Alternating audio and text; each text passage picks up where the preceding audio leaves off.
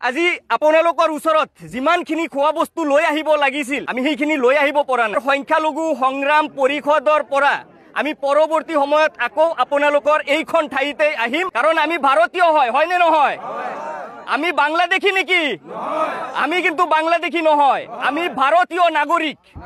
উচ্ছেদ কৰিছে, উচ্ছেদ কৰক, কিন্তু চৰকাৰে আমাক কৈ আছে যে আমি নেকি সন্দেহযুক্ত নাগৰিক, আমি নেকি অবৈধ নাগৰিক, আমি নেকি বাংলাদেশী। আমিতো এজনো বাংলাদেশী নহয়, ইয়াত আছো নেকি? আমি জনামতে সকলোৱে আমি স্বদেশী। ইয়াৰ পিছতো আমাৰ অসম চৰকাৰে আমাৰ ওপৰত বাৰে বাৰে অত্যাচাৰ কৰি আছে, এটাৰ পিছত আনটো আমাৰ ওপৰত হাৰাশাস্তি কৰি আছে অসম চৰকাৰে। আমি চৰকাৰৰ লগত যুদ্ধ কৰি একো কৰিব নোৱাৰিম, পাৰিম নেকি? জিচিবিৰ সন্মুখত আমি একোৱেই নহয়। গতিকে আমি আইনগতভাৱে যুঁজ দিব লাগিব চৰকাৰৰ লগত। আমাক বাংলাদেশী কওক, আমাক বিদেশী কওক, আমাক মাৰক, আমাক কাটক, আমাৰ ঘৰ বাৰী জ্বলাই দিয়ক, ভাঙি দিয়ক, যি কৰিব আছে কৰক, কিন্তু ইয়াৰ পিছতো আমি কম জয় আই অসম, জয়